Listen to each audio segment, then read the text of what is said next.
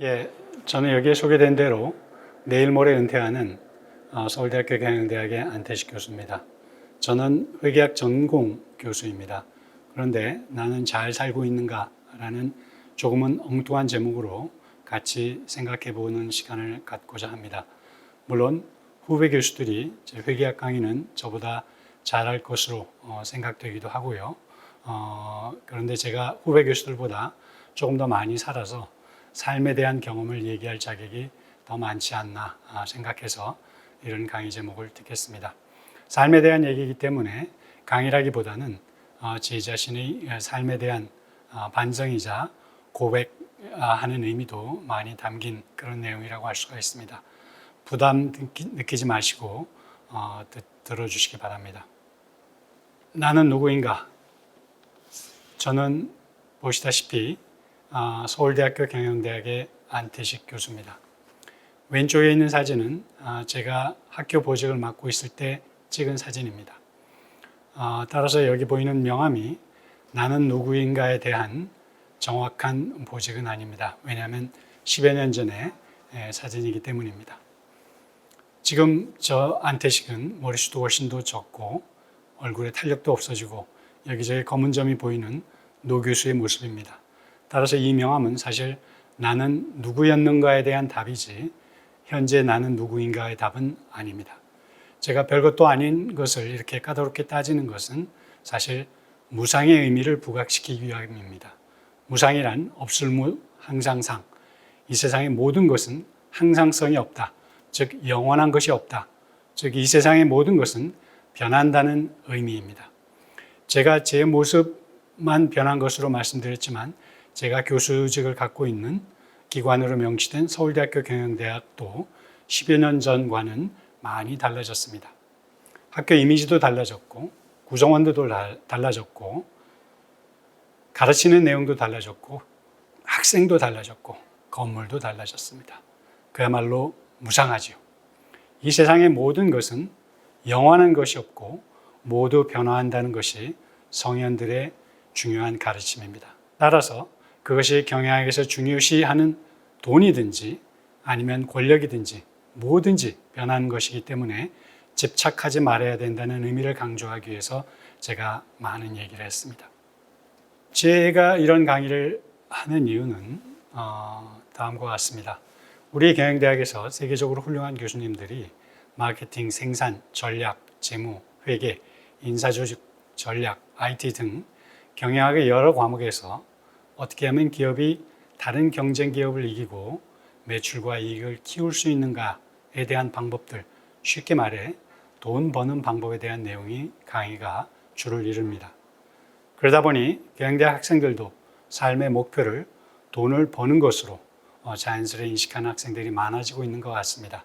그런데 삶에 대한 깊은 사유도 없이 그저 돈 버는 방법을 잘 배워서 학교를 졸업하면 과연 아이들이 행복은 하긴 할 것인가? 아니 돈이라도 잘 벌 수는 있을 것인가? 이 질문에 모두 예스라고 할 수 없어서 삶에 대한 얘기를 해야겠다고 생각을 하게 되었습니다. 물론 저의 역할에 대해서도 의문을 갖게 되었죠. 돈 버는 방법을 가르치는 것이 저의 주된 역할이라면 나는 도대체 누구인가? 나는 과연 대학교 선생으로서의 자격이 있는가? 아니면 직업학교 선생인가? 라는 반성도 하게 되고요. 실제로 여러 실험에서 보면 MBA 학생들을 대상으로 한 실험에서 MBA 학생들은 타 전공 학생들에 비해서 돈을 벌기 위해서는 주위 사람들의 고통에 대해서 전혀 공감을 못하는 것으로 잘 나타나고 있습니다. 그럼 나는 도대체 선생으로서 대학에서 가르치고 있는 것이 사회에 무슨 도움이 되는지에 대한 회의를 가질 수밖에 없었습니다. 그래서 비록 경영학 선생이지만 삶에 대해서도 같이 얘기해보자는 취지에서 이런 내용의 강의를 하게 되었습니다. 제가 이런 생각을 가지고 개설한 경영학 특강 과목에서 첫 주에 읽는 책으로 사용하는 것이 에리 프롬의 소유냐 존재냐 또는 소유냐 삶이냐라는 책입니다. 1970년대에 출간된 것인데 제게 많은 통찰력을 제공한 책입니다. 여기서 삶의 두 가지 모드를 제시합니다. 하나는 having mode, 또 하나는 being mode입니다. 소유는 말 그대로 물질, 돈, 권력, 명예를 소유하고 극대화하려는 삶의 모드입니다. 이것은 자신이 소유하고 있는 물질, 권력과 동일시하는 그런 삶의 모드입니다. 반면에 being mode는 소유를 목적으로 하지 않고 삶을 누리는 것에 초점을 맞추는 삶의 모드입니다. 비가 오면 비를 맞아보기도 하고 빗소리를 들으며 감상에 젖어보기도 하고 친구와 함께 차 한 잔을 하며 마음을 열고 이런저런 대화를 나누면서 서로를 더 깊이 이해하기도 하고 좋아하는 사람과 사랑을 나누기도 하고 자신의 삶에 대해서 혼자 조용히 묵상하며 성찰해 보기도 하고 좋은 책 읽으며 깨닫는 기쁨도 얻기도 하고 겉모습이 아니라 자신의 내면의 경험을 중요시하는 삶의 모드입니다. 소유와 존재 모드의 차이를 잘 이해하기 위해서 몇 가지 사례를 들어보도록 하겠습니다. 학습을 예로 들면 선생이 하는 얘기를 열심히 받아 적어서 잘 외워가지고 즉 지식을 소유해서 시험을 잘 보고 학점을 높이는 것에 목적을 두고 공부하는 것이 소유 모드의 학습입니다. 존재 모드의 학습은 배우는 것 자체에서 즐거움을 느끼고 때때로 깨닫는 기쁨을 누리는 것을 말합니다. 또 사람을 사귈 때 또는 인간관계에서 나중에 도움이 될 만한 사람과 인맥을 쌓기 위해서 사람을 사귀는 것, 즉 널리 사귀는 것은 소유 모드이고 그 사람과 진정성 있게 대화를 나누고 서로를 이해하는 것에 의미를 두는 인간관계, 즉 깊이 사귀는 것은 존재 모드라고 할 수가 있습니다. 일에 있어서 일을 돈을 벌기 위한 수단으로서만 생각하는 사람은 소유 모드로 일을 하는 사람이고 일에서 보람을 느끼고 의미를 찾으면서 일을 하는 사람은 존재 모드로 일을 하는 사람입니다. 저는 우리나라처럼 조문과 혼사가 많은 나라가 없어 보입니다. 그런데 우리가 조문이나 혼사를 갈 때 혼주나 상주에게 눈도장을 찍는 것이 주 목적인 경우가 바로 소유 모드의 조문과 혼사라고 할 수가 있습니다. 반면에 같이 진심으로 축하해주고 또 위로해주기 위해서 방문하는 것은 존재 모드의 조문과 혼사에 가는 것이라고 할 수가 있습니다. 우리가 자주 가는 여행에 있어서 관광 패키지는 전형적인 소유 모드의 여행입니다. 새벽같이 일어나서 아침 먹고 이것저것 명소를 돌아다니면서 인증샷을 찍는 것은 바로 소유 모드의 여행입니다.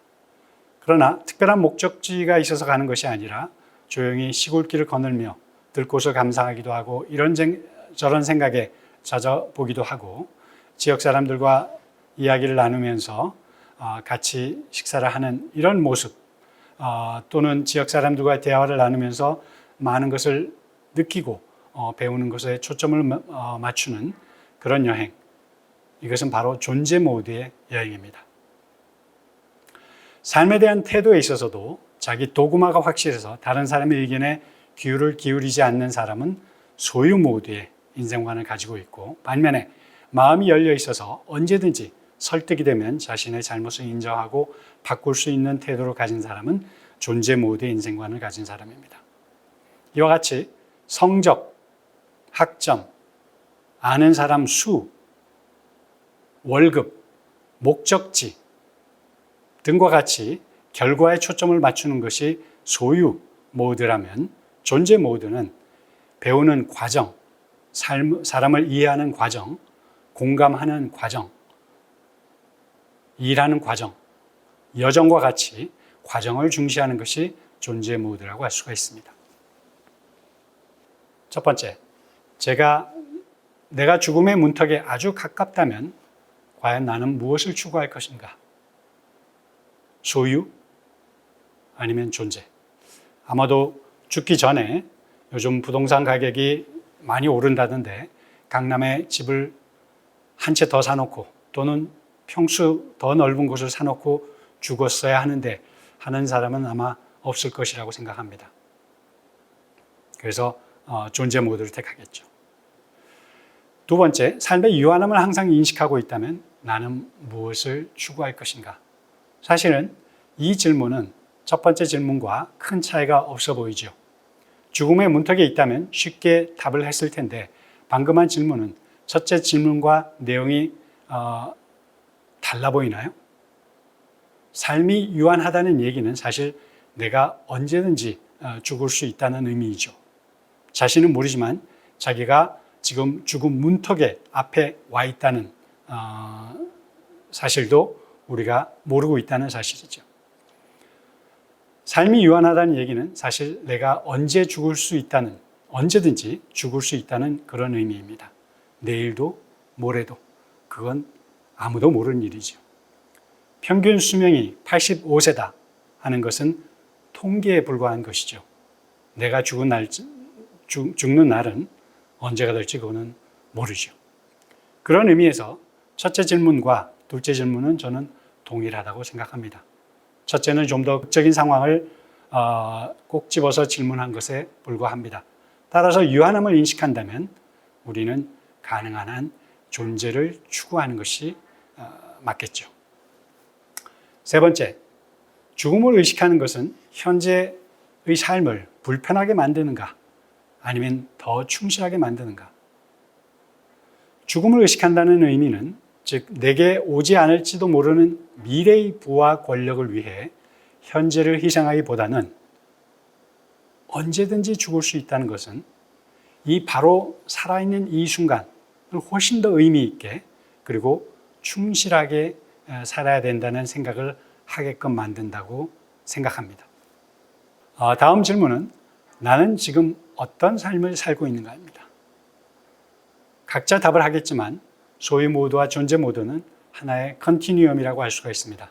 저는 소유 모드에 많이 기울어져 있었던 사람이고 존재 모드로 바꾸려는 노력을 계속하고 있는 사람입니다. 물론 제가 가리키는 경영학은 소유 모드의 사람을 키우는 그런 학문입니다. 두 번째 질문. 자, 만약에 내 삶의 동력이 소유라면, 즉 삶의 드라이버가 소유라면 과연 나는 내 삶의 주인인가? 아니면 소유가, 내가 추구하는 소유가 바로 내 삶의 주인인가? 만약 내 삶을 움직이는 동력이 돈이나 지위나 권력이나 명예라면 소유 모드의 삶, 즉 사회적 성공이 내 삶을 움직이는 동력이라면 결국 내 삶의 주인은 돈이나 권력이나 명예지 내가 삶의 주인이 되는 것이 아닙니다. 내 밖에 있는 돈이나 권력이 내 삶의 주인이라고 간주하고 있는 것입니다. 돈이나 권력을 추구하는 삶이란 내 밖에 있는 것을 추구하는 것인데 이는 미래 또는 미래의 결과에 초점을 맞추는 것입니다. 지금 대선 때문에 얼마나 격렬하게 싸우고 있습니까? 모두 내가 현재 가지고 있지 않은 미래의 더 큰 권력을 위해서 온갖 싸움을 마다하지 않고 있지 않습니까? 반면에 존재는 현재 내가 가지고 있는 내면의 능력을 충분히 활용해서 사랑도 하고 속 깊은 대화도 하고 공감하기도 하고 아름다운 뭉게구름, 길가에 핀 조그만 들꽃을 보면서 자연의 신비로움에 젖어들기도 하고 혼자 가만히 나 자신에 대해서 묵상하기도 하고 일에 몰입해서 새로운 것을 깨닫기도 하고 모두 현재에 가능한 것들입니다. 즉 미래의 결과에 초점이 맞추어져 있는 것이 소유라면 현재의 과정에 초점이 맞추어져 있는 것은 존재입니다. 그러면 내 삶의 두려움의 원인은 내가 존재하지 못하기 때문입니까? 아니면 내가 미래에 찾아올지 모르는 소유를 원하기 때문입니까? 자, 몇 가지 질문을 더 하겠습니다. 내 밖에 있어서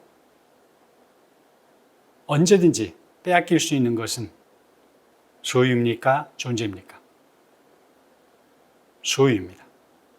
내가 지금 마음이 불안하고 걱정, 근심을 하고 있다면 나는 지금 가지고 있는 소유가 줄어들까 봐, 누가 뺏어갈까 봐, 아니면 더 늘리지 못할까 봐 걱정하고 불안하고 근심을 하고 있는 것입니다.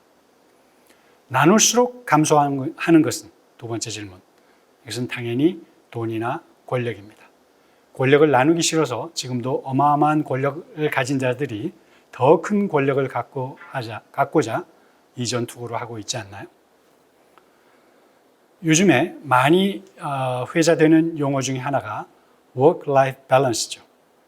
근데 work-life balance라는 용어에서 또는 그 개념에서 work-life balance라는 용어를 사용할 때 이때 용어를 사용하는 사람이 또는 이 용어를 이해하고 있는 사람이 일에 대해서 갖고 있는 관점은 무엇일까요?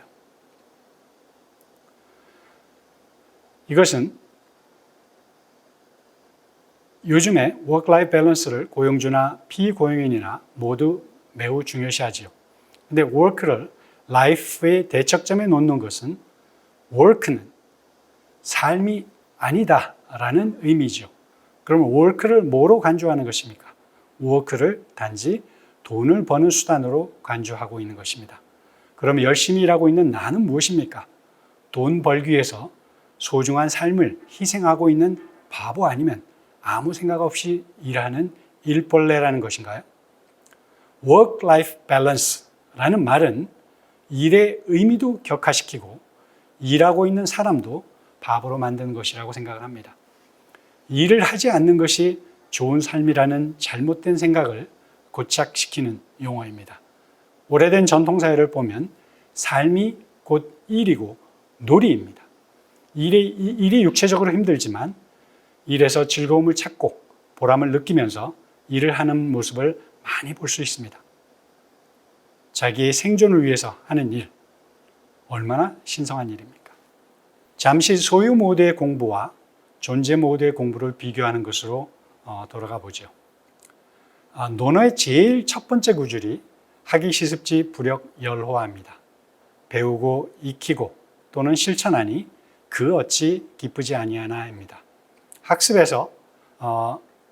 자체에서 즐거움을 찾는 것입니다.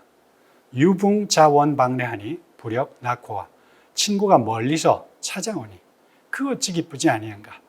친구와 만남 자체가 기쁘다는 의미죠. 이것 모두 공자가 존재 모드로 삶을 살았다는 것을 의미합니다. 만약 소유 모드를 중시했다면 기쁠 열자 대신에 즐거울 낙자 대신에 아마 이로울 이자를 썼을 것입니다. 즉 친구가 찾아오니 뭔가 도움을 청해야 되겠다. 또 공부를 해서 내가 좋은 직장을 구해야 되겠다. 그래서 공부를 하니 또 친구가 오니 이것이 이로울 것이다 라고 생각했을 것입니다. 우리네 삶은 어떻습니까? 모든 것에 이것이 돈이 되냐에 초점을 맞추고 있지는 않습니까? 경영학에서는 돈을 버는 방법에 대해서 가르치기는 하지만 돈을 쓰는 방법에 대해서는 가르치지 않습니다. 의로움, 도덕에 대해서도 사실 그다지 크게 언급하지 않습니다. 협의, 기업 윤리에 대해서는 잠깐씩 다룰 뿐이고 중요한 주제로 다루지 않습니다. 여태까지 논의했던 소유 모드는 배타적인 것입니다. 나눌수록 감소하는 것입니다. 따라서 사적인 이익은 극대화하고자 하지만 공동체에 대한 배려는 매우 작은 소인배들만 양성하고 있지는 않은지 나 자신도 물론 그런 문화에 깊이 함몰되어 있지는 않은지 걱정이 됩니다. 이익이 전부인 것으로 가르치는 경영학에서 학생들에게 꼭 잊지 말아야 할 사자성어를 든다면 저는 견리사의라고 생각을 합니다. 이익을 보거든 그것이 과연 의로운 것인지 생각하라는 의미입니다. 사회적 책임을 아주 간단히 요약한 것이죠. 의는 사적인 개념이 아니라 정의는 또는 의는 공적인 개념입니다. 이익은 배타적인 개념이고 또 사적인 개념이고요. 요즘 ESG가 광풍처럼 우리 대한민국을 휩쓸고 있습니다. 이 ESG를 제대로 하려면 평가기관이나 정부기관이나 컨설팅 회사나 물론 기업이나 내가 하는 일이 그것이 평가든 컨설팅이든 경영이든 과연 의로운가를 생각하면 명료하게 답이 나올 것입니다.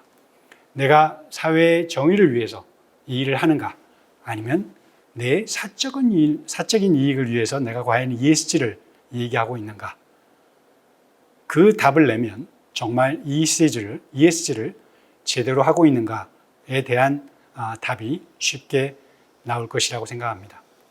나와 인류가 함께 마시는 물을 아끼고 오염을 최소화하고 내가 들이마시는 공기의 배기가스를 최소화하기 위한 내 삶의 노력은 필수적인 것이죠. 이것 모두 여러 이해관계자들과 환경을 배려하는 것이고 의로운 기업이나 사람은 당연한 것이죠. 이것이 바로 의로운 일입니다. 이와 같은 경영학과를 졸업하는 학생들을 포함해서 기업 경영을 하는 사람들 또는 조직에 속한 사람들 모두 항상 견리사의를 기억했으면 합니다. 제가 여러 회사에서 오신 분들을 대상으로 강의할 기회가 많이 있습니다. 좀 편한 자리에서 자신을 소개하라고 하면 모두 회사 이름과 직책을 얘기하는 것이 전부입니다. 물론 길게 얘기할 시간이 없어서이기도 하겠지만 좀 길게 얘기하라 해도 여기저기 다닌 직장과 그 직장에서의 직책을 소개하는 경우가 대부분입니다. 자신을 자기가 속한 회사의 타이틀, 직책과 동일시하고 있는 것입니다. 자신이 그 회사의 타이틀을 소유하고 있다고 생각하고 자신이 소유하고 있는 것으로 하고 있다는 의미입니다. 내가 저를 소개할 때 서울대학교 교수로 소개하는 것은 내가 내 근무처를 소개하는 것에 불과합니다. 그것은 내가 가지고 있는 직업이지 절대 나 자신은 아닙니다. 명함에 써 있지 않는 것, 내 자신의 인생관, 가치관, 경험, 취미 등 명함의 이면이 사실 내 명함의 타이틀보다 훨씬 큰 존재입니다. 나는 어떤 조직의 직책보다 훨씬 더 큰 존재입니다. 나는 A 회사의 부장이 아니라 나는 나입니다. 내가 내 자신을 A 회사의 기획팀장 안태식이라고 소개하고 더 이상 자신에 대해서 할 말이 많지 않은 사람은 회사에서 해고 통지를 받았을 때 엄청나게 큰 충격을 받을 것입니다. 왜냐하면 자기 자신과 동일시했던 타이틀을 상실했기 때문입니다. 여러분은 회사의 직책과 자신을 동일시하지만 회사에서 여러분을 보는 시각은 미안하지만 휴먼 리소스입니다. 너무나 당연하게 받아들인 용어이지만 사실 그렇게 썩 좋은 용어는 아닙니다. 인간을 이익을 내는 데 필요한 원재료와 같은 자원으로 인식하고 있는 것입니다. 존재 모드로 사는 사람은 명함의 앞면보다 명함에 쓰여 있지 않는 나 자신, 명함의 이면을 중요시하는 삶입니다. 저는 내일 모레 은퇴합니다. 만약 제가 저 자신을 서울대학교 경영대학 교수와 동일시했다면 은퇴한 다음에 나 자신은 뭐가 되는 것입니까? 즉, I am what I have로 나 자신을 정의했다면 나 자신은 뭐가 되는 겁니까? 나 자신은 그저 은퇴하면 주민등록번호로만 남아있는 존재인가요? 소유 모드의 삶은 타이틀이 없어지면 자기 존재가 없어지는 것이기 때문에 타이틀에 집착을 하죠. 그런 사람들한테 타이틀이 없어지는 것은 바로 자기 자신이 없어지는 것과 동일하기 때문에 참기 어려운 일입니다. 소유 모드의 삶은 자기 자신의 가면, 외관을 중시한 나머지 내면과 본질을 보지 못하고 내면과 본질을 충실하게 하려는 노력과 성찰이 부족한 사람들이라고 할 수 있습니다. 물론 저 자신도 그렇지 않으려고 노력을 하고 있습니다. 여기 보시는 작품은 르네 마그리트의 작품입니다. 무엇을 그린 것입니까? 파이프지요. 이 밑에 불어로 쓰여 있는데 무엇이라고 쓰여 있을 것 같습니까? 이것은 파이프가 아닙니다. 라고 쓰여 있습니다. 이거 파이프 아닌가요? 아닙니다. 이 그림의 제목은 이미지의 배신입니다. 우리가 눈으로 보고 있는 것은 이미지이지 실제 파이프가 아니라는 것입니다. 이것이 중요하고 유명한 작품으로 인정받는 것은 파이프를 사실적으로 잘 그려서가 아닙니다. 우리가 그림처럼 눈으로 보고 있는 것은 이미지에 불과하다는 것을 간파한 작품이기 때문에 중요한 작품으로 인식되고 있는 것입니다. 내가 가지고 있는 돈, 권력, 명예, 즉 소유 모두에서 추구하는 것들은 모두 나의 본질이 아니라 외관, 이미지 또는 가면에 불과한 것입니다. 그럼 왜 사람들이 자기의 외관, 이미지, 가면에 집착하는 것일까요? 아마도 자기의 돈, 권력 등을 자신과 동일시하기 때문에 돈, 권력이 없어지면 자신이 사라지기 때문이라고 생각하는 것입니다. 명함의 이면에 크게 존재해야 할 자신의 본질이 없기 때문이라고 할 수 있습니다. 나는 나 자신이지 내 외관, 가면이 아닙니다. 오페라의 유령에서 가면을 벗지 못하는 것은 이미지 뒤에 숨은 진정한 자기 모습을 나타내고 싶지 않기 때문이라고 할 수 있습니다. 여러분은 죽을 때까지 자기 자신의 가면을 쓰고 자신의 진정한 모습을 감추면서 살아가시겠습니까? 가면에 집착을 하시겠습니까? 양자택일의 단순한 형식을 빌어 질문하겠습니다. 내 삶의 목적은 무엇인가요? 돈입니까? 행복입니까?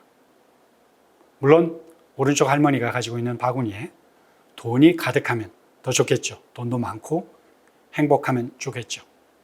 그렇지만 뒷바구니에 돈을 가득 담고 있는 할머니의 신변이 안전할까요? 과연 뒷바구니에 돈이 가득 담겨 있으면 저렇게 환하게 순수한 미소를 지을 수가 있을까요? 아닐 것 같습니다. 삶의 목적이 무엇이냐고 묻는다면 대부분 행복이라고 답할 것입니다. 아니, 나는 돈이 많이 벌고 싶지만 행복하고 싶지는 않아요 라고 하는 사람은 아마 비논리적인 바보일 가능성이 크겠죠. 행복에 대한 정의는 수백 가지가 있답니다. 근데 여기에서 저는 행복의 의미를 좀 단순화해서 조금 전에 소유와 존재에서 잘 존재하는 것, 그 웰비잉도 행복과 유사한 의미로 해석하고 싶습니다. 내 삶의 목적이 무엇이냐라고 물었을 때 제 삶을 보면 행복을 추구하고 있는 것 같은데 일상을 보면 돈을 추구하고 있는 모습을 자주 볼 수가 있어서 이 질문의 답은 확실하게 할 수 없지만 정말 그런 삶을 추구하는가에 대해서는 반성이 필요한 부분이긴 합니다. 하지만 그래도 매우 합리적으로 보이는 인간들이 행복이 삶의 목적이라고 하면서도 실제로는 돈이나 권력이 삶의 목적인 것처럼 행동하는 경우가 많은데 이것은 아마도 돈이나 권력이 커지면 저절로 더 행복해질 것이라는 잘못된 가정에서 비롯된 것이 아닐까라는 생각이 듭니다. 행복에 대한 심리학, 경제학, 사회학, 정치학, 뇌과학 등의 분야에서의 연구는 그야말로 무궁무진할 것으로 생각합니다. 저는 행복에 대해서 깊이 연구하는 사람이 아니라 행복을 중요하게 생각하는 사람으로서 경영학에서 중시하는 돈과 관련하여 통찰력을 제공하는 몇 가지 연구들을 소개하고자 합니다. 이스터린 패러독스는 국가 차원의 분석입니다. 인당 소득은 상승하는데 매우 행복하다고 답한 사람의 비율은 소득의 상승과 비례하지 않는다는 것이 연구 결과입니다. 어느 정도까지는 정비례하는데 이것은 생존이 가능한 수준까지라고 생각하면 될 것 같습니다. 즉, 밥 한 끼밖에 못 먹는 사람에게 두 끼 먹을 수 있는 소득이 생기면 더 행복하겠죠. 하지만 생존 수준이 일단 해결이 되면 그 다음은 소득과 행복은 비례하지 않는다는 것이 바로 이 연구의 결과입니다. 정비례할 것이라는 상식과는 다른 의미에서 패러닥스라는 표현을 썼겠죠. 소유와 행복과의 관계를 보여주는 이 연구 결과 역시 국가 차원의 분석입니다. 오른쪽 박스에 있는 숫자는 인당 GDP이고 왼쪽의 막대 그래프는 매우 행복하다고 답한 사람들의 비율입니다. 보시면 아시겠지만 인도네시아 소득은 우리나라의 7분의 1 수준인데 매우 행복하다고 답한 사람은 우리나라의 7배 정도에 달하는 것을 쉽게 볼 수가 있습니다. 행복은 소득에 비례하지 않는다는 것을 아주 명확하게 보여주는 예라고 할 수가 있습니다. 우리나라로 돌아와서 왼쪽 그래프는 한국의 기적적인 경제 성장률을 보여주고 오른쪽은 자살자 수, 자살률을 보여주는 수치입니다. 한국의 기적적인 경제 성장률과 함께 세계 1, 2위를 다투는 자살률과 자살 증가 속도를 잘 보여주는 자료입니다. 우리나라에서는 경제하는데 경제만 중요시할 경우 행복도는 오히려 하락할 수 있음을 보여주는 좋은 사례가 있습니다. 부탄의 젊은 왕은 나라의 목표를 Gross National Happiness를 정하고 행복도를 높이려고 노력하는 국가입니다. 글로벌라이제이션의 여파로 이 부탄에도 정신과 의사가 생겼더라고요. 제가 부탄에 방문한 적이 있었는데 공항에 내려서 처음 만난 사람이 부탄의 정신과 의사였습니다. 거기도 아마 TV 등이 부탄의 오지에도 다 각 가정에 도입되면서 그동안 접하지 못했던 인도 배우들의 아주 화려한 모습, 또 사치스럽게 생활하는 모습을 보면서 그동안 없었던 열등감이 생기고 자존감이 훼손되는 사례가 많아졌다고 하면서 그래서 정신과 의사도 처음 생겼다고 하더라고요. 제가 행복과 관련해서 아주 시리어스하게 연구하는 학자는 아니지만 소유와 행복 간의 관계를 소박하게 요약하면 생존 단계까지는 정의 상관관계, 생존 이후는 특별히 정의 상관관계가 존재하지 않는다는 정도로 요약할 수가 있을 것 같습니다. 장자에 풍연심이라는 한자 성어가 있습니다. 바람은 마음을 불어한다는 의미입니다. 전설적인 동물인 기는 다리가 하나밖에 없습니다. 다리가 하나밖에 없으니까 다리 많은 지네를 부러워하고, 그런데 지네는 다리 많은 것에 만족하지 못하고 다리가 없어도 움직이는 뱀을 부러워합니다. 뱀은 또 힘도 쓰지도 않고 움직이는 바람을 부러워합니다. 바람은 또 마음을 부러워합니다. 왜냐하면 마음은 움직임도 없이 시공을 초월해서 이리저리 왔다 갈 수 있는 그야말로 최고의 상황인 것이죠. 그래서 바람한테 묻습니다. 너는 부러운 것이 있느냐? 놀랍게도 바람은 다리가 하나밖에 없는 기를 부러워한다고 답을 합니다.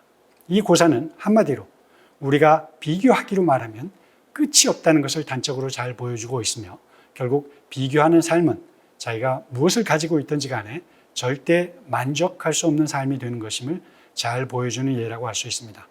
행복은 더 많이 가진 것에 있는 것이 아니라 자기가 가진 것을 향유하는 것에 있는데도 불구하고 말입니다.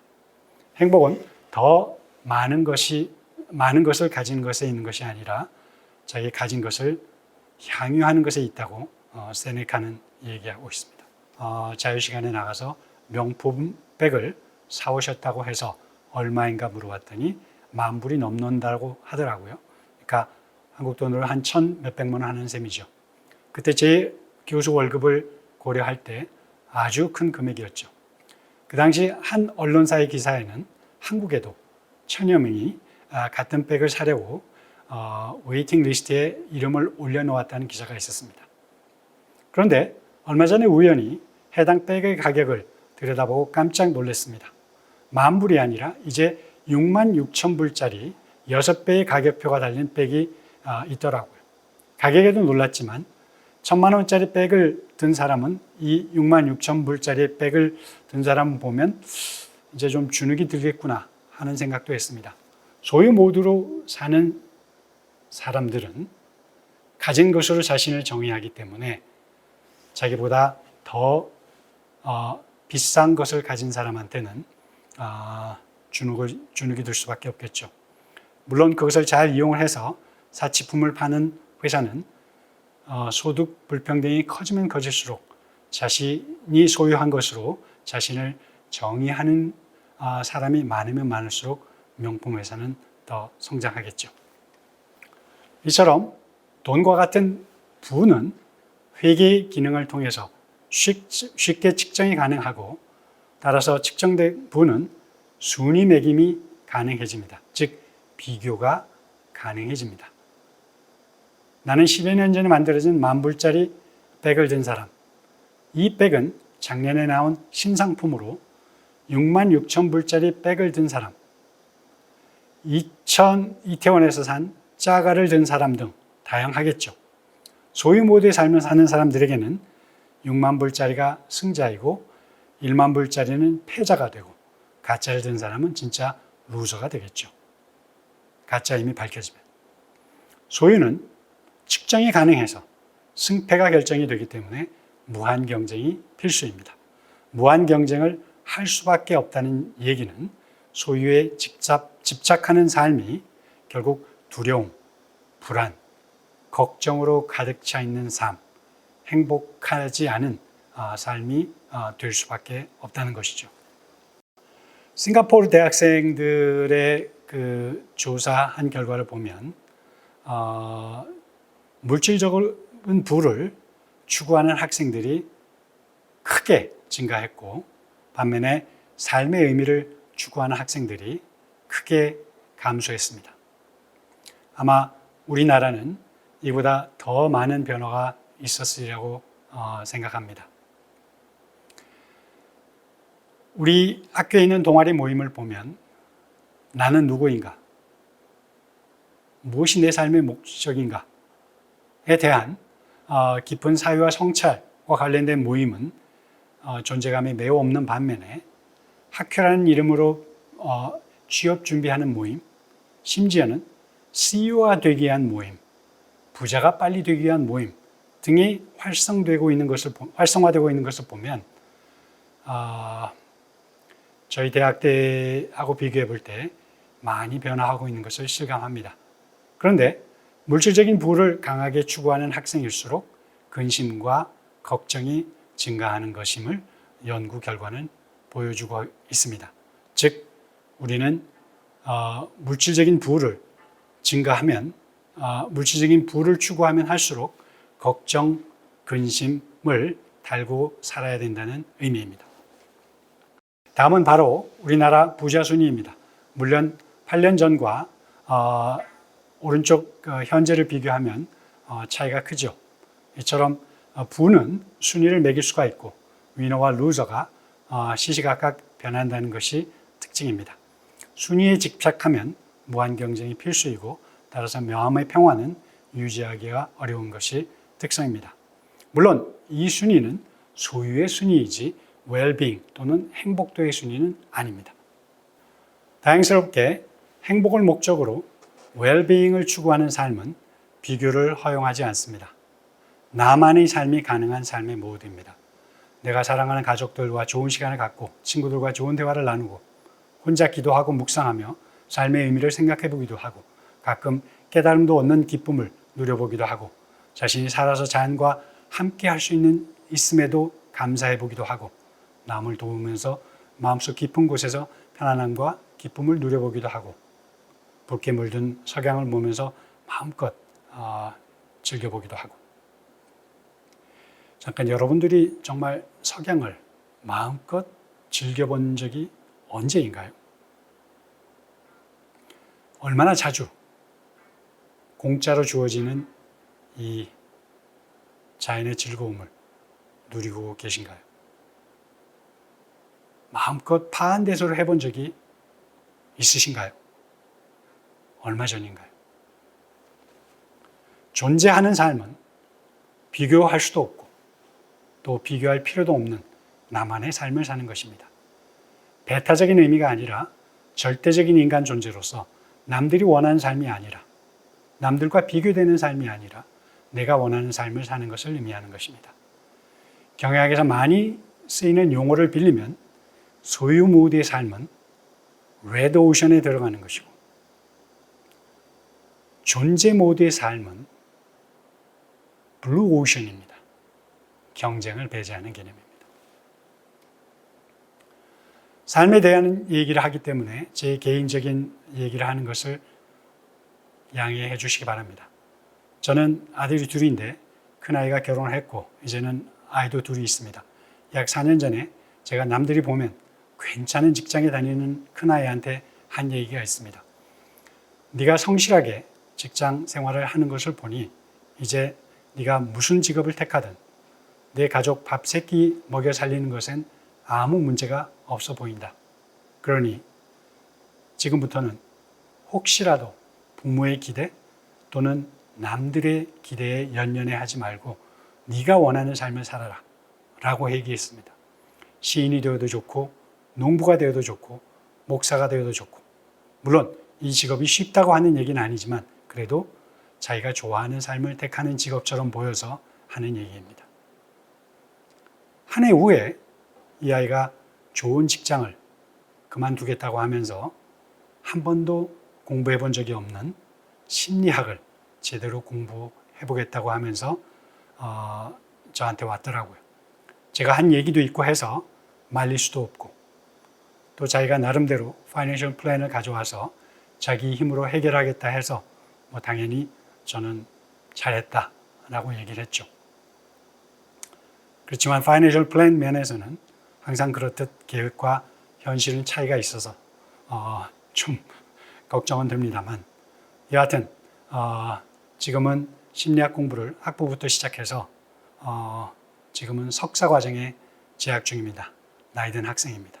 그렇지만 아주 만족하고 열심히 공부하고 있습니다. 기업의 목표는 대부분 기업 가치를 증대하는 것을 목적으로 삼고 있죠. 매출과 이익은 다다익선이고 물론 너와 나는 경쟁 상대이고 법이 허용하는 한도 내에서 이기는 자는 모두 가질 수 있는 것이 허용되는 세계가 기업이 사는 세계라고 할 수가 있습니다. 시장 재배력이나 시장 점유율이 큰 기업이 경쟁력이 강한 기업으로서 모두가 닮고자 하는 기업이 되는 세계가 바로 기업이 사는 세계라고 할 수가 있습니다. 제가 전공하고 있는 회계에서는 시장에서 거래되지 않는 마음의 평화, 기쁨, well-being, 행복, 우정, 사랑 등은 삶에서는 매우 중요하지만 시장에서 거래되지 않는 것이기 때문에 기업 회계 기준에서 기록을 허용하지 않는 대상입니다. 전혀 가치가 인정되지 않습니다. 시장에서 거래되는 것, 시장에서 가치를 부여하는 것에 대해서만 기록을 허용하는 것이 회계입니다. 기업의 성과를 논할 때 일의 보람과 의미, 공동체의 신뢰, 이타심 등을 크게 중요하게 생각하지 않습니다. 그래서 재무적인 성과가 있었는가, 즉 숫자로 나타난 순자산, 이익 등의 결과에 초점을 맞춥니다. 다시 말하면 having을 중요시하지 well-being을 중요시하지 않는 것이 회계입니다. 사실상 시장에서 교환이 되고 거래가 되는 것만이 가치가 있다고 평가하기 때문에 회계는 또는 기업 경영은 시장이라는 신을 섬기고 있다고 해도 과언이 아닙니다. 삶에서 정말 중요한 사랑, 행복, 기쁨, 보람, 신뢰 등이 시장에서는 교환이 가능한 매출이나 이익으로 나타낼 때만 중요하지 그 자체로서는 가치가 있는 것으로 인정되지 않습니다. 사실상 시장이라는 신을 섬기고 있는 것이 제가 몸담고 있는 경영학, 경제학이라고 할 수가 있습니다. 잘 나가는 회사 채용 담당자를 보면 지원자들이 거의 완벽한 스펙을 가지고 입사 지원을 한다는 얘기를 들었습니다. 그런데 사실 스펙은 우리 인간한테 쓰는 용어가 아니라 기계나 제품할 때 사용하는 용어입니다. 그런데 우리 인간, human being은 주체적인 인간이기를 포기하고 기업에서 사용하는 리소스이거나 아니면 스펙이 좋은 기계나 부품이 되는 것을 자랑스럽게 생각하는 분위기가 되어버렸죠. 경영학 선생들이 학생들의 강조하는 것이 내 브랜드 가치를 높여라. 그래야지 노동시장에서 높은 가치를 받고 이동할 수가 있다. 평가받고, 높은 가치로 평가받고 이동할 수가 있다. 이것은 결국 우리 인간들을 또는 학생들을 거래되는, 노동시장에서 거래되는 상품 정도로 격화시킨 것이죠. 그것도 자랑스럽게. 물론 보시다시피 매치메이킹 회사에서는 인간을 점수화합니다. 어느 대학 학생이면 몇 점 이상, 또는 재산이 얼마이면 몇 점, 또 키와 몸무게가 너무 크면 점수가 깎이고 너무 작아도 깎이고 밑에 보시면 아시겠지만 대머리는 마이너스 10점, 보기가 심한 흉터는 마이너스 5점, 키 190cm 이상이거나 167cm 미만은 비율대로 2cm당 5점 감점, 몸무게는 5kg 증감 시 마이너스 5점, 이런 식으로 인간을 평가하고 있는 것이 지금 우리 현대 마켓입니다. 마켓을 신으로 섬기는 우리네 사회입니다. 경영학이나 경제학에서 매우 중요시하는 개념 중에 하나가 기회비용입니다. 우리는 모든 경영 의사결정을 할 때 기회비용을 고려합니다. 예를 들어서 학교 분식점을 리모델링한다. 그러면 방학 중에 하겠습니까? 학기 중에 하겠습니까? 당연히 방학 중에 할 것입니다. 기회비용이 크기 때문입니다. 회계상에는 기록되지 않지만 기회비용이 크기 때문에 당연히 방학 중에 리모델링을 합니다. 즉 경영 의사결정에서는 바보가 아니면, 합리적인 인간이라면 당연히 기회비용을 고려해서 의사결정을 합니다. 그런데 과연 우리는 삶에서 기회비용을 고려하면서 삶의 여러 가지 선택들을 하는지 한번 잘 생각해 볼 수 있기를 바랍니다. 달라이라마는 다음과 같이 얘기했습니다. Judge your success by what you have sacrificed to achieve it. 다시 말해서 네가 너의 사회적 성공은 그것을 위해서 무엇을 희생했는가를 고려하면서 평가되어야 된다. 사실 경제학적 용어를 빌리면 기회비용을 생각해서 네가 정말 성공했는지 아닌지를 평가해야 된다는 얘기입니다. 우리 손익계산서에 기회비용이 보고되지 않습니다. 실제로 발생한 비용만 보고되지 기회비용이 보고되지 않습니다. 즉 작년보다 이익이 높으면 잘했다라고 우리가 평가할 수 있는데 사실은 그거는 정확한 평가는 아닙니다. 왜냐하면 더 잘할 수 있었기 때문에, 즉 기회비용을 고려하지 않았기 때문에 우리가 잘할 수 있다고 한 것이지, 잘했다고 하는 것이지, 실제로 더 좋은 평가는 기회비용을 고려할 때만 평가할 수가 있는 것입니다. 그래서 내가 만약에 엄청난 부를 창출했고 엄청난 권력을 가진 사회적으로 성공한 사람이 되었다라고 했을 때 그것은 과연 진정한 의미의 성공인가?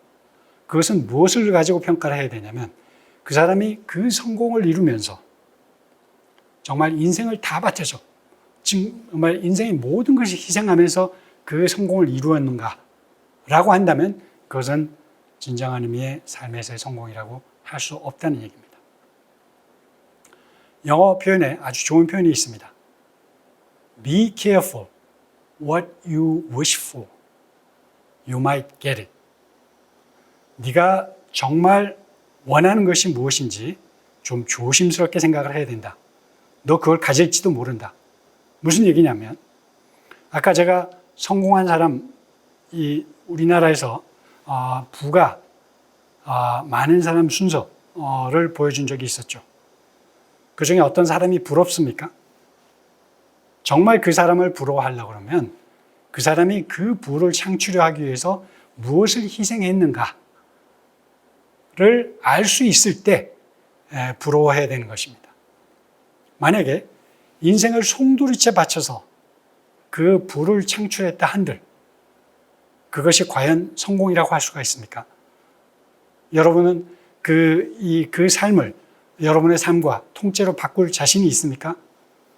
저는 그 사람이 치른 기회비용을 보기 전에는 절대 그 사람의 인생과 바꿀 수가 없습니다. 그래서 여러분들이 정말 부러워하면 그 사람의 부는 부러워할 수 있을지 몰라도 정말 부러워한다면 그 사람의 삶을 통째로 자신의 삶과 바꿀 수 있을 때 그 사람을 부러워하는 것입니다. 부러워해야 하는 것입니다. 그래서 함부로 보이는 것만 가지고 남을 부러워하지 말기를 바랍니다. 저희가 가르치는 경영학은 창업과 관련된 내용도 있지만 대부분 조직이나 대기업에서 어떻게 하면 효율적으로 경영을 잘할 것이냐를 다루는 내용이 대부분입니다. 대부분의 학생들은 정부든 기업이든 아니면 전문가 조직이든 조직인으로서의 역할을 하는 사람이 많을 것입니다. 우리가 조직의 구성원으로서 하는 평범한 역할이 극도의 악이 될 수 있음을 잘 보여주는 아티클이 뉴요커라는 잡지에 실린 한나 아렌트라는 유대계 독일 철학자의 글입니다. 그 아티클의 제목은 Eichmann in Jerusalem, The Banality of Evil 입니다. 이 오른쪽에 있는 사람은 이 히틀러의 오른팔로서 유대인 600만을 학살하는데 매우 효율적으로 역할을 잘 수행한 그런 사람입니다. 결국 숨어 다니다가 아르헨티나에서 아들이 우연히 자기 여자친구에게 우리 아버지는 유대인이다라는 얘기를 한 것이 단초가 돼서 결국 잡혀서 이스라엘 법정으로 끌려왔습니다. 근데 이 사람은 한마디로 자기는 명령을 효율적으로 수행한 죄밖에 없다. 나는 유대인을 죽일 의도가 있지 않았고 나는 그 상관의 명령을 효율적으로 수행한 역할밖에 수행하지 않았다. 따라서 나는 죄가 없다. 라고 주장을 했습니다. 그런데 이 한나 아렌트는 이것을 보고 이 사람의 죄목은 바로 사유하지 않음이다. 즉 무지다. 라고 얘기를 했습니다. 바로 그게 죄다. 그저 매출과 이익만을 보며 주어진 타겟을 달성하는 것만을 목표로 의사결정을 하는 것이 큰 악이 될 수 있음을 보여주는 예입니다. 큰 기업에서 하는 결정일수록 좋든 나쁘든 그 영향이 매우 심각합니다. 따라서 우리가 하는 모든 경영행위가 의미하는 바를 깊이 사유하고 성찰하지 않으면 회사의 효율을 높이고 또 성과를 올릴 수는 있을지 몰라도 극도의 악이 될 수 있음을 상기하라는 얘기입니다. 기업뿐만 아니라 정부의 여러 의사결정도 몰라서 또는 상관의 이해관계에 따라 시키는 대로 하는 결정이 전 국민에 미치는 영향은 이루 말할 수 없이 클 수 있다는 것을 잘 아실 것입니다. 중요한 의사결정을 하는 사람들이 직접 칼을 들고 살인을 하는 것은 아니지만 이 사람들이 하는 말이나 행동은 간접적으로 정말 많은 사람들을 고통에 빠뜨릴 수 있는 것은 물론 삶을 포기하기도 할 수 있음을 잘 알고 있어야 하는 이유입니다. 이익은 많을수록 좋은 것이 소유 모두의 삶입니다. 그러나 이익이나 돈 자체는 그 숫자에는 선악이 없습니다. 선악은 돈을 어떻게 버느냐, 그 과정에 있습니다. 돈이나 권력만을 생각하고 효율만을 생각을 하고 자신이 행하는 행위, 또 그에 따른 결과, 또 그 의미를 깊이 생각하지 않는 무지 또는 사유하지 않음이 얼마나 큰 죄가 될 수 있음을 생각하게 하는 글입니다. 많은 경우 기업의 의사결정 기준에서 돈이 되느냐가 가장 중요한 의사결정 기준일 것입니다. 그러나 기업의 모든 의사결정에서도 먼저 이것이 인간으로서 옳은 결정인가를 중요한 기준으로 삼은 경영자도 있습니다. 이나모리 가츠오입니다. 물론 한국에도 이렇게 존경할 만한 기업인들 또는 경영자들도 많이 있습니다. 이나모리 가츠오는 다음과 같이 얘기했습니다. 경영도 인간이 인간을 대상으로 하는 것이다. 따라서 경영에서 해야 할 것과 해서는 안 될 것 역시 인간으로서의 근본적 규범에 어긋나서는 안 된다. 한마디로 내가 하는 이 결정이 인간으로서 과연 옳은 결정인가가 바로 의사결정의 기준이 된다는 얘기입니다.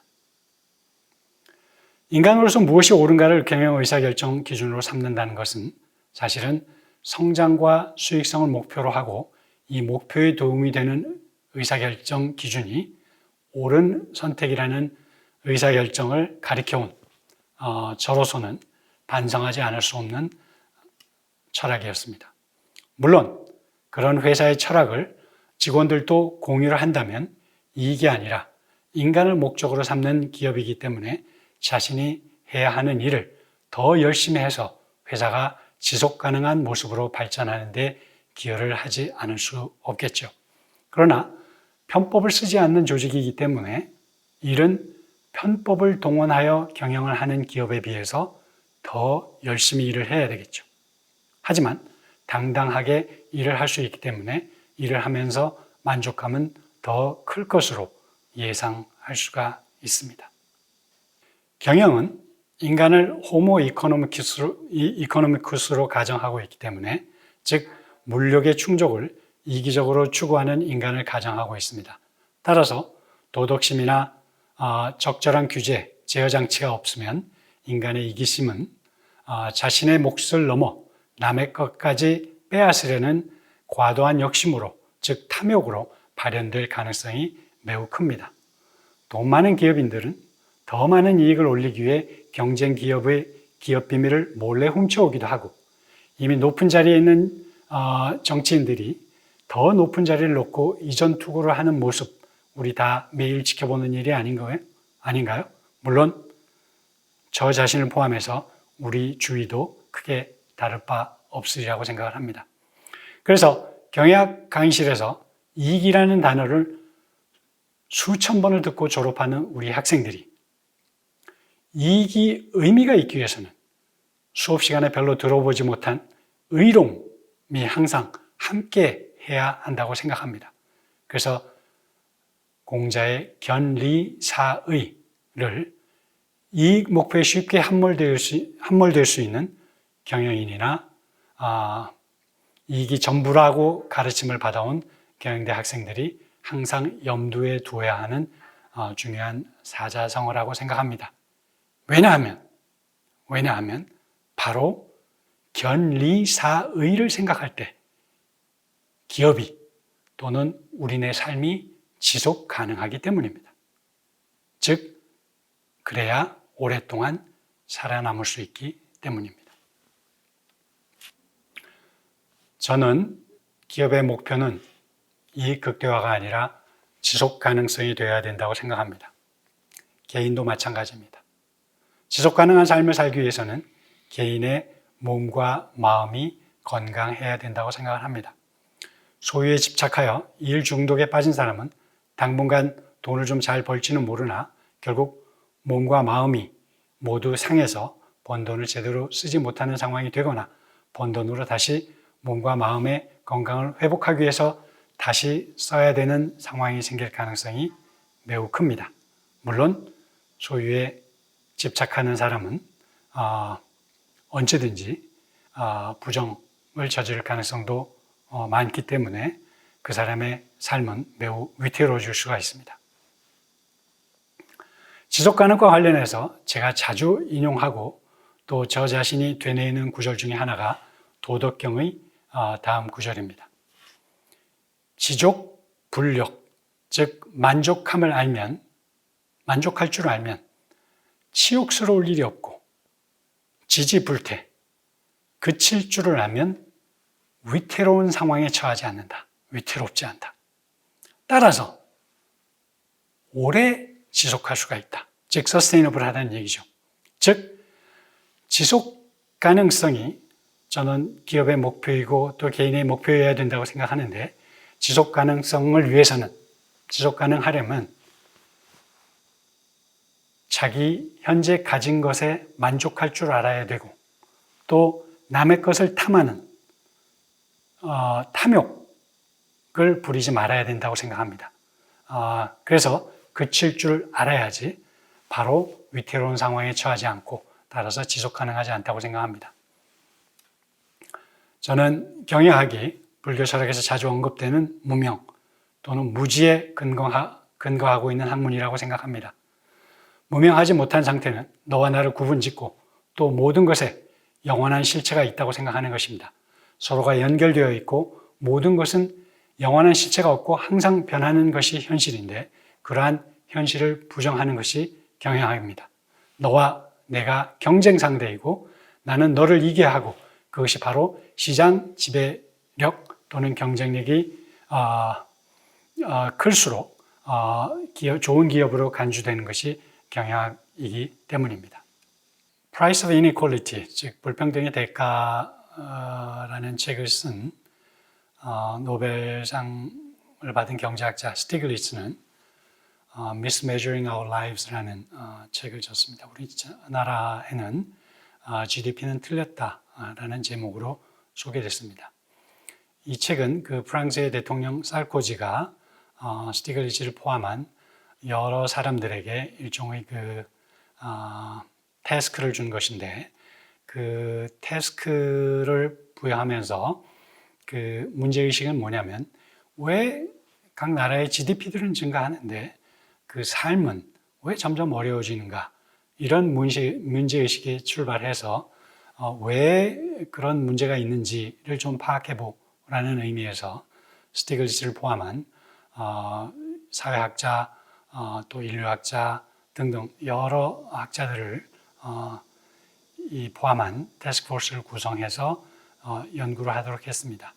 그 연구 결과는 삶을 숫자 또는 결과 또는 GDP 중심으로 생각하기 때문에 결국 GDP가 증가하면 삶도 삶의 질도 증가할 것이라는 잘못된 가정에서 비롯된 문제다라고 결론을 내렸습니다.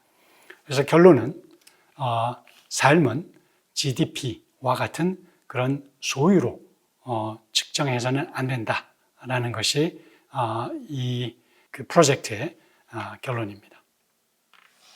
제가 이 소유 모드와 존재 모드의 삶을 비교할 때 아주 자주 인용하는 내용이 있습니다.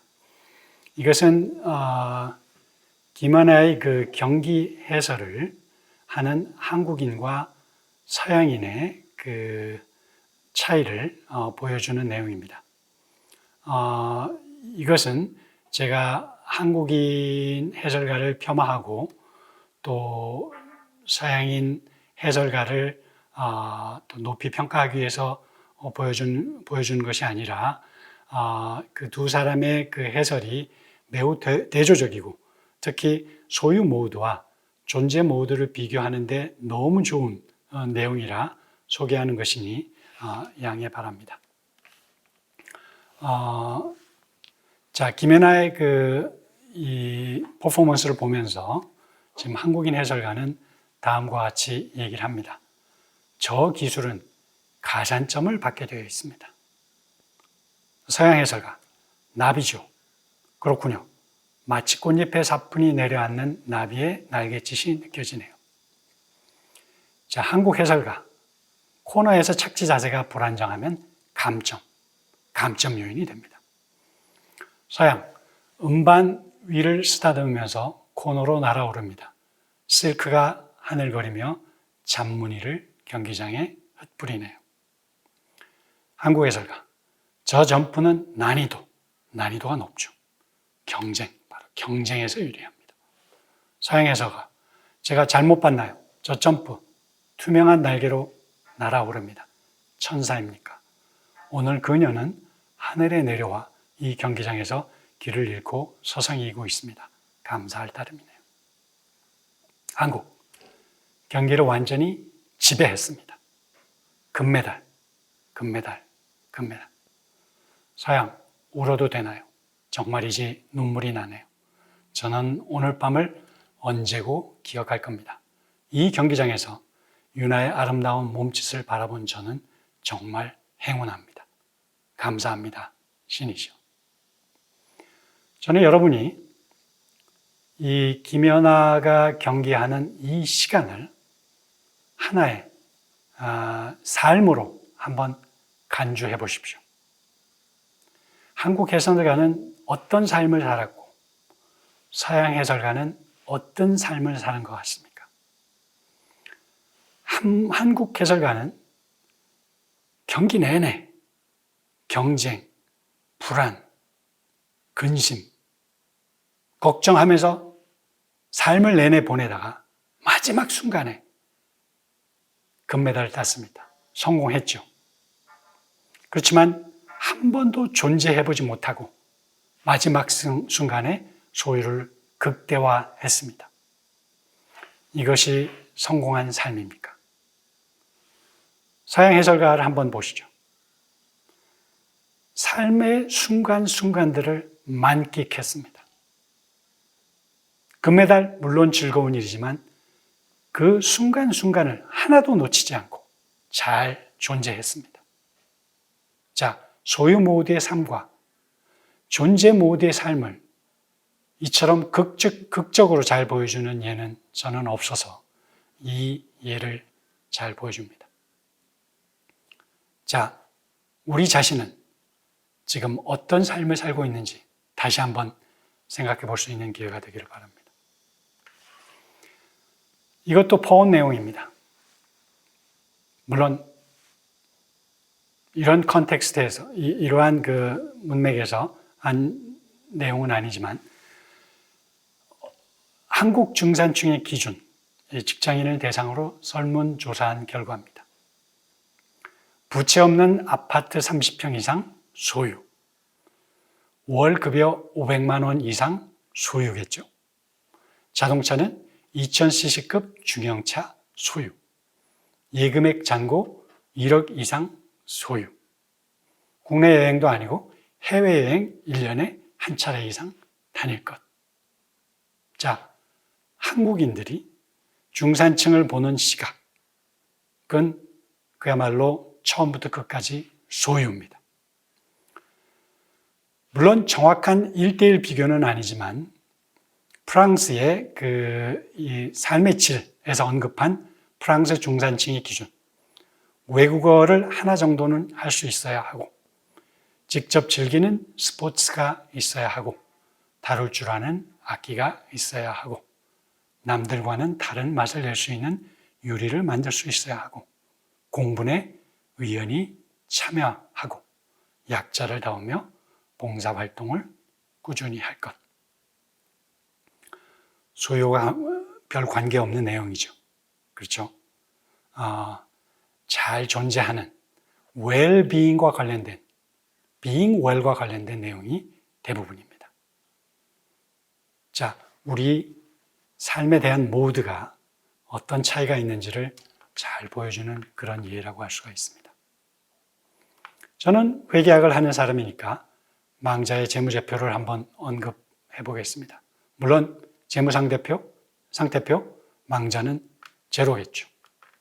그러면 손익계산서 물론 회계학에서의 손익계산서는 얼마나 돈이 많이 벌었나, 수익, 얼마나 돈을 많이 썼나, 비용. 그래서 이익이 얼마인가, 이게 망자의 손익계산서일 겁니다.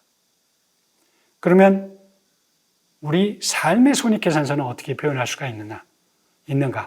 저는 아주 간단하게 내가 내 삶 중에서 존재를 위해서 사용한 시간, being well을 위해서 사용한 시간이 플러스라고 한다면 마이너스는 돈을 벌기 위해서, 소유를 위해서 사용한 시간, 이게 비용이라고 생각을 합니다.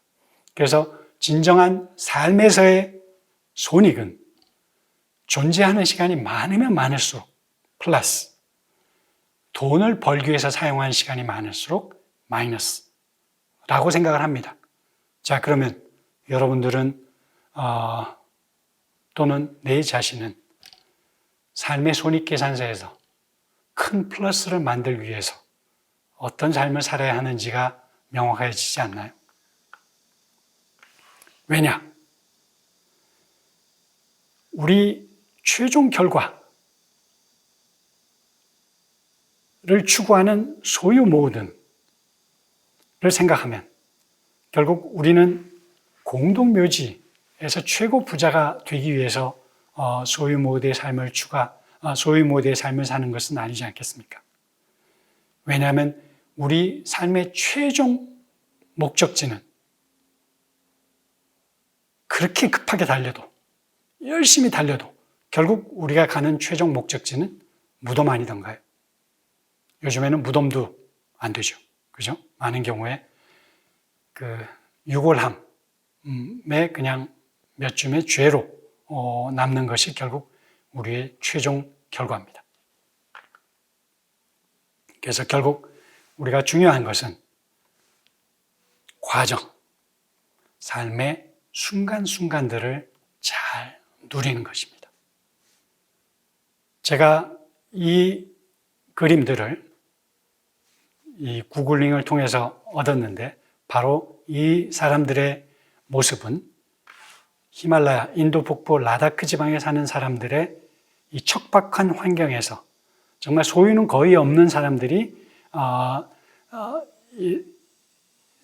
사는 모습을 제가 이 사진을 지금 제공을 하는 것입니다. 보십시오.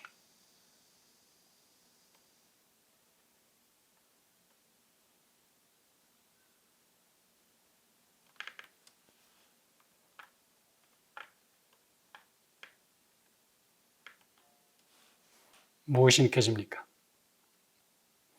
이렇게 아름다운 미소, 이렇게 순수한 미소, 우리는 짓고 있습니까?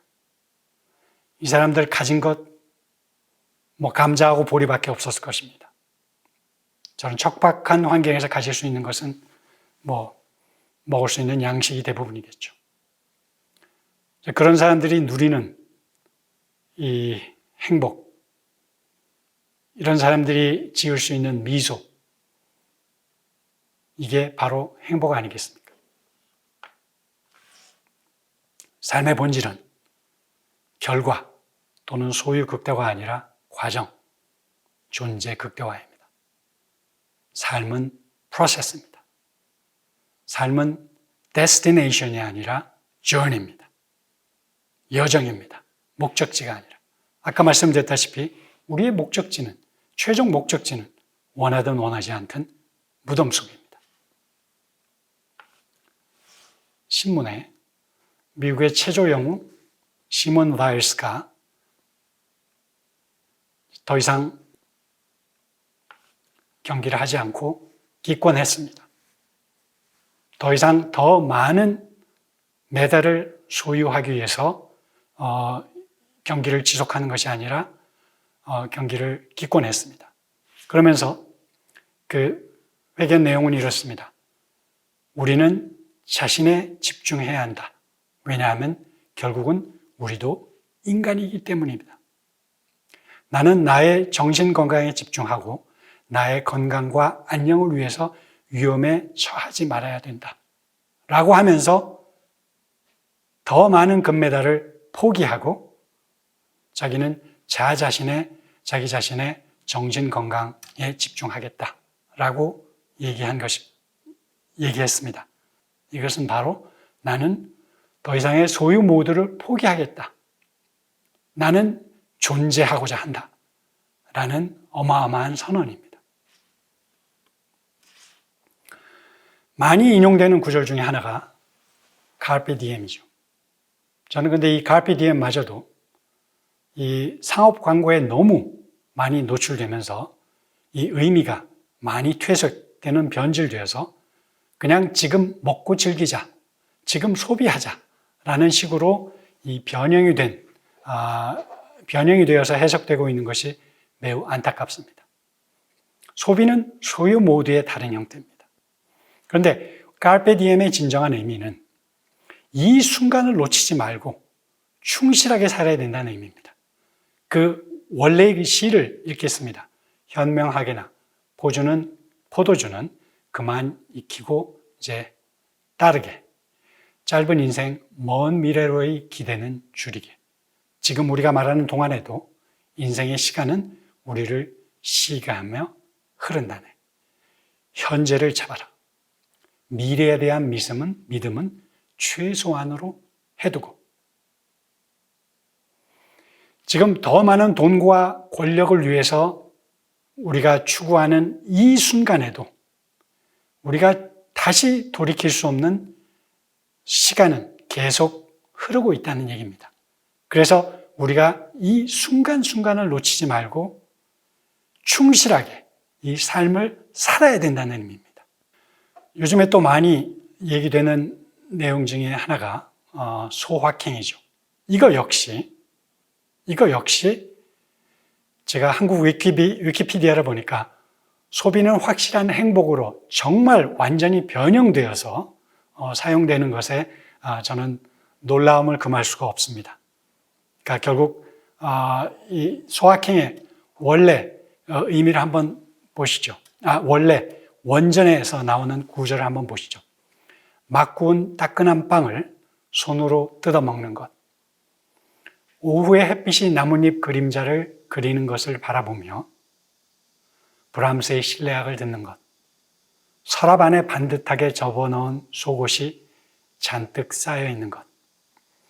새로 산 정결한 면 냄새가 풍기는 하얀 셔츠를 머리에서부터 뒤집었을 때의 기분. 자, 여기에 소비가 한마디도 있습니까? 돈이 한마디라도 있습니까? 지금 현재 가지고 있는 것까지죠. 가지고도 충분히 행복을 느낄 수 있다는 것을 보여주고 있는 아주 좋은 그런 구절입니다. 정말 우리가 소유 모두를 추구하는 사람은 이런 상황에서 내가 행복함을 느낄 수 있을 것인가? 그런 감수성이 있을 것인가? 그렇게 생각하지 않습니다. 우리는 행복을 놓치면서 지금 이 순간 누릴 수 있는 행복을 놓치면서 그저 더 많은 돈, 더 많은 권력을 위해서 지금 이 순간을 희생하고 있지는 않은지 다시 한번 생각해 보셔야 됩니다.